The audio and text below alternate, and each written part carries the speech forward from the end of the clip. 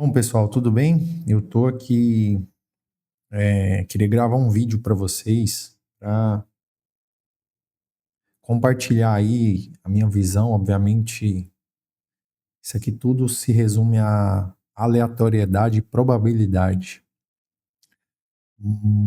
A gente não tem certeza de nada quando envolve o mercado financeiro.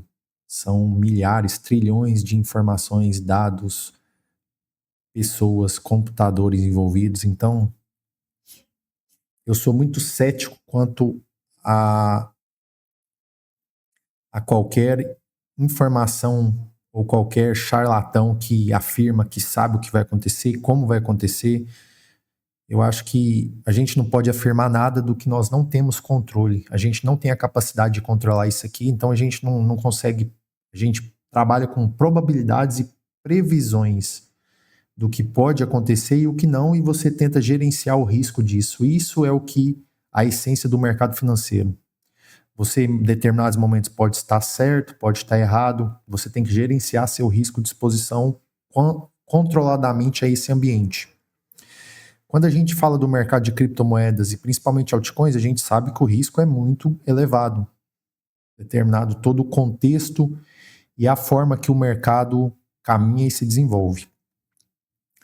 Tem coisas que eu sou uma pessoa assim que estuda esse mercado já vai para 4 anos quase, e tudo que eu me proponho a fazer, eu tento me esforçar ao máximo, e assim, eu sou uma pessoa muito chata nesse aspecto, que eu tento buscar a perfeição em tudo que eu estou fazendo.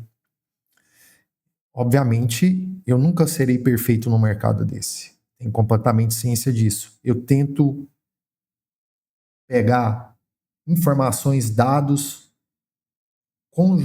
conjecturar eles e tentar extrair uma decisão para eu fazer uma determinada tomada de ação ou não. Eu compartilho já no meu Twitter há semanas mesmo, que eu acho que é um momento de você estar plantando, por mais que o quê? Altcoin para mim é risco, é especulação, é como se você estivesse num cassino jogando. Só que em determinados momentos, por mais que você esteja num cassino ali, talvez uma probabilidade ou outra daquela aposta, daquela especulação sua der certo é maior. Para mim, isso é altcoin. Você pegar uma janela de oportunidade que esteja, a probabilidade esteja mais ao seu favor e você está especulando. Isso é o que é altcoin para mim. Só que ao longo desse tempo eu tenho visto padrões assim de tanto estudar, de tanto olhar, analisar, tentar confluir dados, informações, que existem padrões que isso aqui caminha de certa forma. Porque quando eu digo padrões, é o quê? O mercado é feito por informações, dados, pessoas, investidores, robôs de grandes fundos de investimento, que envolvem algoritmos. Programas são programados para realizar determinada ação. Tudo que é programável, de certa forma, existe em padrões. A gente só tem que tentar extrair e identificar isso. O que eu tenho identificado desde o ciclo das altcoins, das moedas, desde as moedas que lançaram em 2020, 2021, as que lançaram em 2023, 2024? Normalmente, elas fazem o pico de lançamento dela, onde atinge a euforia, que é onde é uma porta de liquidez enorme para smart money e market maker distribuir e vender suas posições que eles compraram lá quando o token nem era negociado em corretora ainda. É uma porta de liquidez gigantesca. A partir disso, tendem, eu falo que não é todas, mas a grande maioria tendem a cair entre 93% a 97% do preço máximo que ela atingiu. Eu estou com um exemplo na tela aqui, que é Celestia, que hoje todo mundo é padrão, o mercado envolve sentimento. Eu vi durante semanas e meses a euforia em torno desse token aqui, na casa dos 18, 17 dólares. Projeto, é uma tecnologia revolucionária, não sei o quê, que é euforia, ganância, otimismo ao máximo, e agora eu vejo a mesma coisa na ponta aqui, que é o quê? Pessimismo, negatividade, o projeto não serve para nada, foi só mais uma narrativa que não prestou nada. E galera, tudo na vida é cíclico. A gente está passando por um ciclo. Ela teve o ciclo dela de alta durante o lançamento e está passando o ciclo de queda. Aqui vão ter narrativas que justificam porque o projeto é muito bom. Aqui vão ter narrativas que justificam porque o projeto não presta mais, morreu, é tudo uma bosta. Enfim, galera, nós temos, isso é, o próprio Taleb fala no livro dele, como que o ser humano fisiologicamente ele tem necessidade, nosso cérebro tem necessidade de simplificar a informação. Nós mesmos precisamos criar narrativas e histórias para tudo, para justificar. Nós temos dificuldades em entender, mas facilidade em explicar. Às vezes a gente quer explicar até o que a gente não entende. Por quê? Isso é nosso, é do ser humano. O que eu quero dizer para vocês é o quê? Quando vocês, galera, forem olhar um gráfico, por mais que você esteja no estágio de iniciante, intermediário, avançado, o que a gente tem que tentar fazer? Buscar informações e padrões. É só isso, é padrão, a gente tem que tentar identificar um padrão para aí a gente utilizar da probabilidade e o gerenciamento de risco ao nosso favor. Uma coisa que eu identifiquei ao longo do tempo, de tanto ficar estudando e olhando gráfico de vários altcoins ativos, é o quê? Existe um certo padrão de frequência que esses ativos andam, que é o quê? Robôs, isso aqui são robôs, zonas que eles mesmos criam, programam, não sei dizer, porque eu não estou lá dentro de uma corretora grande, com grande liquidez, para entender como é que funcionam os robôs de alta frequência, né? O HTF, que eles falam, os High Time Frequency, os robôs de alta frequência das corretoras. O que eu quero mostrar para vocês aqui é o seguinte, apesar depois desse bate-papo que nós tivemos aí, até prolongado, eu queria ter sido mais curto. Enfim. Galera, gráfico de linha é muito bom. Muito bom. Por quê? Quando você vem para um gráfico de candlestick, ele é cheio de pavios, zonas de ineficiência do preço. Quando eu for marcar essas frequências, eu gosto de trabalhar com gráfico de linha. O que eu tendo a fazer? Eu marco uma zona relevante de fundo e uma zona relevante de topo. Correto? Vocês conseguem ver aqui? Eu marquei o fundo de lançamento da moeda. Outra coisa, eu estou olhando a Celestia na Gate.io.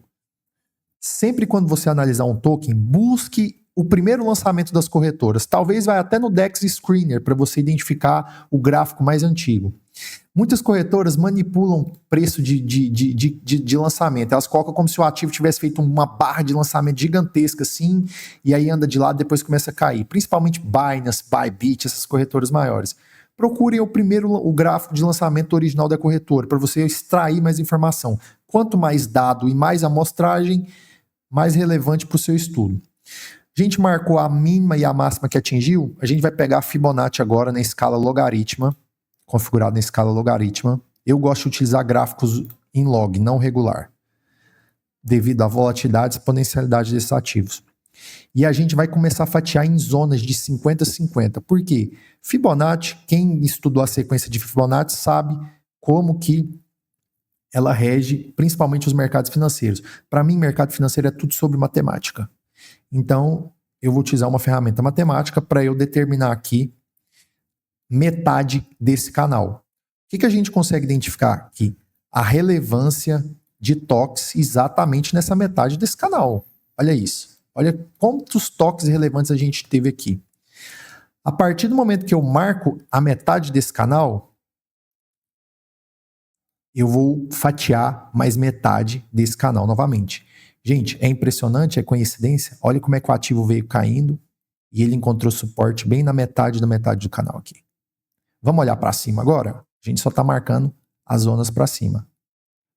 Opa, é coincidência essas zonas de preço? 20 dólares, 11 dólares, 6,80, 3,83. Olha como que o mercado busca zonas matemáticas de frequência. Isso aqui envolve alavancagem de players no mercado de derivativos no futuros, envolve um monte de coisa. Beleza, aqui é um range que eu vi que o ativo trabalhou e ele perdeu ele. O que eu vou fazer? Eu vou pegar essas mesmas frequências e vou trazer para baixo.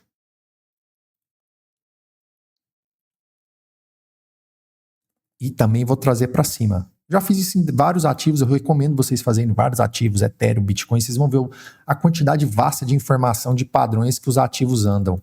É sensacional. Isso aqui para mim é um dos estudos mais interessantes dos últimos anos que eu aprendi. Vamos trazer agora para o gráfico de velas? Gente, olha como é que o ativo perdeu a frequência de 2,27. Ele testou ela aqui 2 vezes, ele foi reto para outra frequência. Consegue identificar isso? De 1,30?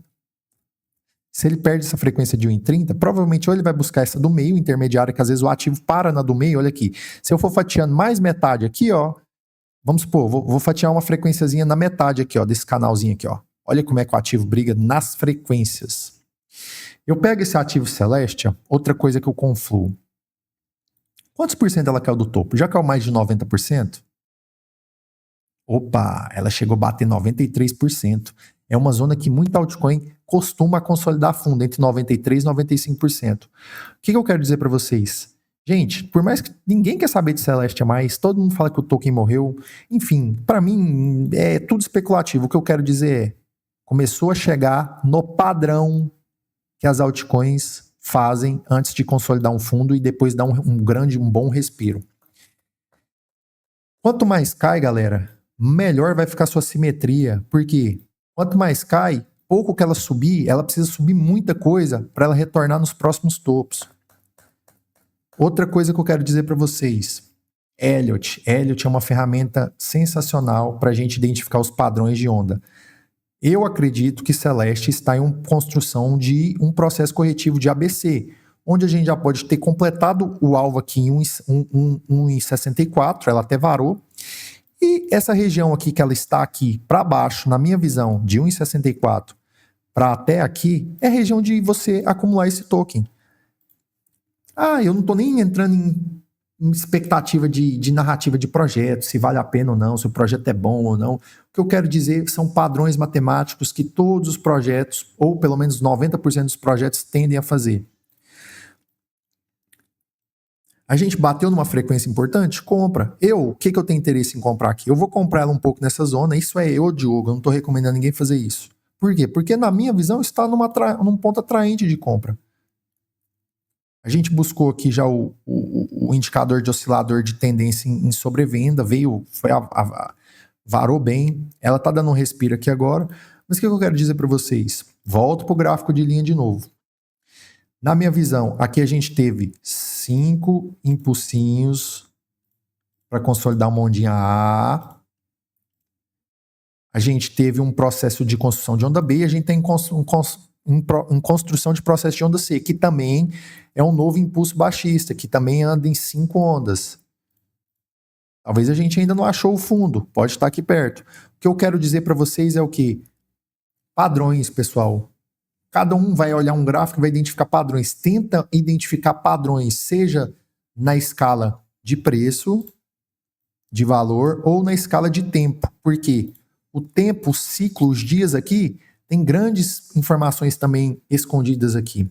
Você consegue identificar grandes ciclos de tempo, de períodos de tempo, que coisas tendem a acontecer e repetir. Como eu disse, tudo é sobre probabilidade. A gente não tem certeza de nada. Se eu chegar e falar que Celestia fez fundo e vai começar a subir a partir daqui, conteste isso. Eu não tenho controle sobre o ativo, eu não tenho controle sobre o mercado. O que eu quero dizer é, galera, as narrativas, as histórias são criadas exatamente para nos ludibriar, para nos confundir. Tente olhar o mercado financeiro o máximo possível para matemática, razão, apesar do ser humano ser movido pela emoção, que é totalmente contra-intuitivo. O que eu quero dizer para vocês é, olhe isso aqui como matemática, fórmulas, como se fossem fórmulas matemáticas. Equações variáveis.